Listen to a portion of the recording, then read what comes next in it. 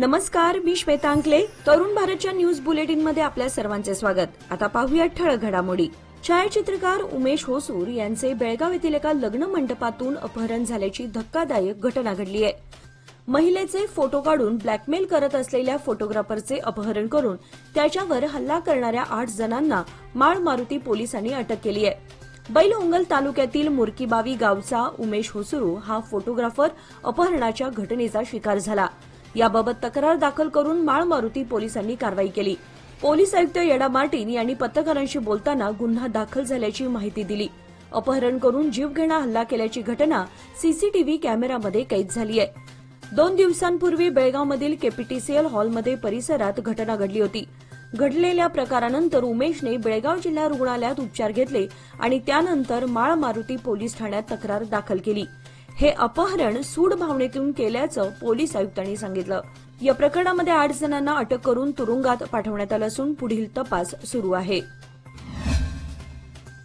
मटका अड्डा चालवणाऱ्या माफियांना अवैध धंदे बंद करण्याची शपथ देऊन पोलिसांनी संविधान दिन आगळ्या वेगळ्या पद्धतीने साजरा केला.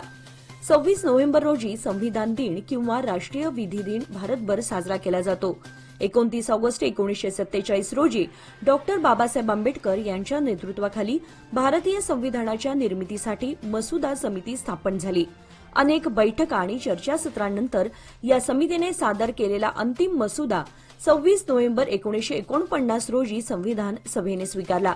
त्यामुळे 26 नोव्हेंबर हा दिवस संविधान दिन म्हणून साजरा केला जातो. याचेच औचित्य साधून बेळगाव पोलीस आयुक्त येडा मार्टिन यांच्या मार्गदर्शनाखाली मुख्य कार्यालयात संविधान दिन साजरा करण्यात आला. यावेळी संविधानाच्या रक्षणार्थ शपथ घेण्यात आली.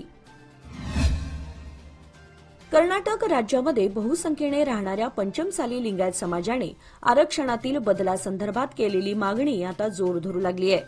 पंचमसाली लिंगायत ही कर्नाटकमधील लिंगायत समाजातील पोटजात आहे. आपली पोटजात इतर मागासवर्गीयांमधील 2A श्रेणीमध्ये समाविष्ट व्हावी अशी मागणी पंचमसाली लिंगायतांकडून गेल्या 3 वर्षांपासून केली जात आहे. मात्र या जातीचा समावेश ओबीसीमध्ये करून आपल्याला 2A श्रेणीनुसार 15% आरक्षण मिळू द्यावे अशी पंचमसाली समाजाची मागणी आहे. यासाठी बेळगावमध्ये होणाऱ्या हिवाळी अधिवेशनात सुवर्णसौधला घेराव घालणार असल्याची माहिती देण्यात आली. मंगळवारी आयोजित पत्रकार परिषदेत मृत्युंजय महास्वामींनी ही माहिती दिली. डिसेंबरपासून बेळगाव येथे कर्नाटक विधिमंडळाचे हिवाळी अधिवेशन सुरू होत आहे. याच दिवशी महाराष्ट्र एकीकरण समितीचा महामेळावाही आयोजित करण्यात आलाय. मात्र या महामेळाव्याला पोलिसांची परवानगी मिळो अगर ना मिळो हा महामेळावा होणारच असा निर्णय आज आयोजित करण्यात आलेल्या बैठकीत करण्यात आला. टिळकवाडी येथील व्हॅक्सिन डेपो मैदानावर एकीकरण समितीचा हा मेळावा आयोजित करण्यात आला असून त्यासाठी बेळगाव शहर, तालुका, खानापूर परिसरात जनजागृती करण्यात येणार असल्याची माहिती माजी आमदार मनोहर किणेकर यांनी दिली. यावेळी महाराष्ट्र एकीकरण समितीचे पदाधिकारी मोठ्या संख्येने उपस्थित होते. वेतनवाढ, थकबाकी जमा करण्यासह विविध मागण्यांसाठी राज्य मार्ग परिवहन कर्मचाऱ्यांनी संप पुकारण्याचा निर्णय घेतलाय. 9 डिसेंबर रोजी बेळगावात होणाऱ्या विधिमंडळ अधिवेशनावेळी केएसआरटीसीच्या 4ही विभागातील कर्मचारी आंदोलन करणार आहेत. गेल्या जानेवारीपासून वेतनवाढ मिळणार असल्याचं आश्वासन सरकारनं दिलं होतं, पण डिसेंबर महिना आला तरी वेतनवाढ काही मिळाली नाही. 28 महिन्यांची थकबाकी सरकारकडून मंजूर झालेली नाही. यामुळे कर्मचाऱ्यांना अडचणींचा सामना करावा लागतोय. अनेकदा सरकारकडे मागणी करण्यात आली, पण दरवेळी दुर्लक्ष करण्यात आले. निवृत्त कर्मचाऱ्यांना ग्रॅच्युइटीची रक्कम मिळालेली नाही. एकूण 1787 कोटींची थकबाकी आहे.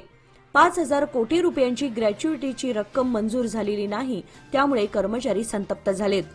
सरकारला इशारा देण्यासाठी काही दिवसांपूर्वी परिवहन कर्मचाऱ्यांच्या संघटनेच्या संयुक्त कृती समितीने बैठक घेऊन आता होणाऱ्या हिवाळी अधिवेशनात बेमुदत आंदोलन छेडले जाणार आहे.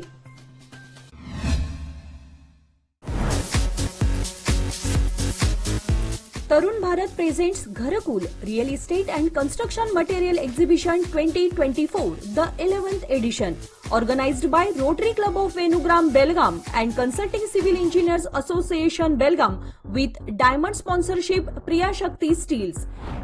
Yes, it's a golden opportunity. Join this mega event and reach thousands of people in Belgaum and its surrounding areas for greater public relations, exposure and impact. at Seafield Ground, Belgaum from 21st to 26th November 2024.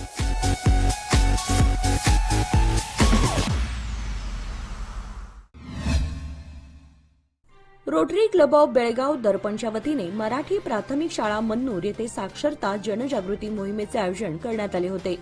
विद्यार्थ्यांनी हातामध्ये साक्षरतेचे फलक घेऊन जनजागृती रॅलीने सुरुवात केली आणि शिवाजी चौकात रॅलीची सांगता झाली. आरसीबी दर्पणच्या अध्यक्षा रुपाली जनाज यांनी उपस्थितांचे स्वागत केले आणि साक्षरता जागृती मोहिमेचा उद्देश सांगितला. आर.एम. चौगुले यांनी मेळाव्याला संबोधित करून साक्षरतेचे महत्त्व सांगितले. शेवटी शालेय विद्यार्थ्यांच्या छोट्या रोड स्किटने या मोहिमेचा समारोप झाला. साक्षरतेचे महत्त्व पटवून देण्यासाठी डॉक्टर स्मृती प्रधान यांनी प्रयत्न केले. मोहिमेसाठी मन्नूर मराठी प्राथमिक शाळेचे विश्वस्त, शाळेचे मुख्याध्यापक, शाळेचे शिक्षक, विद्यार्थी, आरसीबी दर्पण सदस्य तसेच मन्नूर गावातील लोक उपस्थित होते. एमओसी शाळेच्या शिक्षिका राजश्री चिगरे यांनी केले आणि कार्यक्रम अतिशय सुरळीतपणे हाताळला. बेळगाव जिल्ह्यातील संकेश्वर येथील प्रभाग क्रमांक 21च्या पोटनिवडणुकीत अपक्ष उमेदवार गंगाराम गणपती भुसगोळ यांनी बाजी मारली. काँग्रेसच्या उमेदवार भारती मरडी यांना 345 तर अपक्ष उमेदवार गंगाराम भुसगोळ यांना 448 मते पडली. गंगाराम गणपती भुसगोळ यांनी काँग्रेसच्या भारती जितेंद्र मरडी यांचा 130 मतांनी दारुण पराभव करून आपला विजय निश्चित केला. यावेळी नूतन विजयी उमेदवार भुसगोळ यांचे नगराध्यक्ष सीमा हतनुरी व उपनगराध्यक्ष विकी कोळीसह नगरसेवक आणि त्यांच्या कार्यकर्त्यांनी एकच जल्लोष करून अभिनंदन केले. राजवाडा कंपाऊंड वडगाव येथील श्री ज्ञानेश्वर मंदिर येथे दरवर्षीप्रमाणे यंदाही संजीवन समाधी सोहळा कार्यक्रमाचे आयोजन करण्यात आले आहे. बुधवार दिनांक 27 व गुरुवार दिनांक 28 रोजी कार्यक्रम होणार असून कार्तिक वद्य त्रयोदशीला माऊली संत ज्ञानेश्वर महाराजांनी आपला संजीवन समाधी दिन निश्चित केला आहे. यानिमित्त वडगाव येथे या सोहळ्याचे आयोजन केले असून बुधवारी सकाळी 8 वाजता हरिपाठ व आरतीने या समाधी सोहळ्याच्या कार्यक्रमास सुरुवात होणार आहे. सायंकाळी 6 ते 7 पर्यंत सामुदायिक नामजप यज्ञ आणि 7:30 ते रात्री 9:30 या वेळेमध्ये सांप्रदायिक भजन कार्यक्रम होणार आहे. काकड आरती, ज्ञानेश्वर माऊली मूर्ती अभिषेक, हरिपाठ व पसायदान आणि आरती, ज्ञानेश्वरी अध्याय, सामुदायिक पारायण, पुष्पवृष्टी आणि महाप्रसाद कार्यक्रम होणार आहे.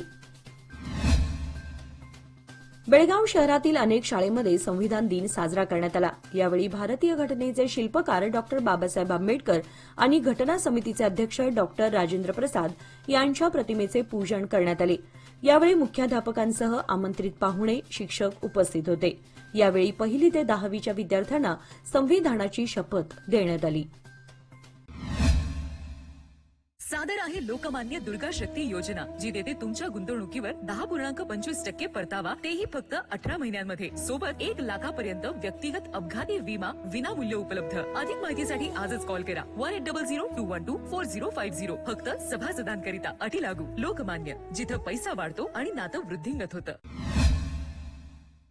केंद्र व राज्य सरकारच्या विरोधात तसेच आपल्या विविध मागण्यांच्या पूर्ततेसाठी बेळगाव जिल्ह्यातील शेतकरी आणि कामगारांनी संयुक्त आंदोलन कर्नाटक बेंगलोरच्या बेळगाव जिल्हा समन्वय समितीच्या नेतृत्वाखाली आज मंगळवारी सकाळी जिल्हाधिकारी कार्यालयावर भव्य इशारा मोर्चा काढून पंतप्रधान व मुख्यमंत्र्यांच्या नावे जिल्हाधिकाऱ्यांना निवेदन सादर केले. संयुक्त आंदोलन कर्नाटक बेंगलोरच्या बेळगाव जिल्हा समन्वय समितीच्या नेतृत्वाखाली जिल्हाधिकारी कार्यालयावर काढण्यात आलेल्या आजच्या मोर्चात शेतकरी व कामगार मोठ्या संख्येने सहभागी झाले होते. त्यामध्ये महिलांची संख्या लक्षणीय होती. देशभरातील 500 जिल्ह्यांच्या केंद्राच्या ठिकाणी इशारा मोर्चाचे आयोजन करण्यात आले आहे. त्या अनुषंगाने बेळगाव जिल्हा समन्वय समितीच्या नेतृत्वाखाली मोर्चा काढून शेतकरी आणि कामगारांच्या मागण्यांचे निवेदन आज जिल्हाधिकाऱ्यांना सादर करण्यात आले आहे. आमच्या या मागण्यांची येत्या 3 महिन्यात पूर्तता झाली नाही तर उग्र आंदोलन हाती घेतले जाईल, अशा आशयाच्या तपशिलासह विविध 20 मागण्या जिल्हाधिकाऱ्यांना सादर करण्यात आलेल्या निवेदनात नमूद आहेत. केंद्र व राज्य सरकारच्या विरोधात निदर्शने करत शहरात काढण्यात आलेल्या या मोर्चाची जिल्हाधिकारी कार्यालय आवारात सांगता झाली. खानापूर तालुक्यातील बाचोळी गाव परिसरात गळफास घेतलेल्या अवस्थेत एका इसबाचा मृतदेह आढळून आला असून त्याच्या नातेवाईकांचा शोध खानापूर पोलीस करत आहेत. पंचनामा करून मृतदेह ताब्यात घेतला असून सदर अनोळखी व्यक्तीबाबत कोणाला काही माहिती असल्यास खानापूर पोलिसांशी संपर्क साधण्याचे आवाहन खानापूर पोलीस स्थानकाचे पीआय मंजुनाथ नाईक यांनी केलं आहे. याचबरोबर आजचे बातमीपत्र इथे संपले. अधिक माहिती आणि ताज्या घडामोडींसाठी पाहत रहा तरुण भारत न्यूज चॅनल. तसेच आमच्या चॅनलला लाईक, शेअर आणि सबस्क्राईब करायला विसरू नका. आणि विश्वासार्ह बातम्यांसाठी दररोज वाचा दैनिक तरुण भारत. धन्यवाद.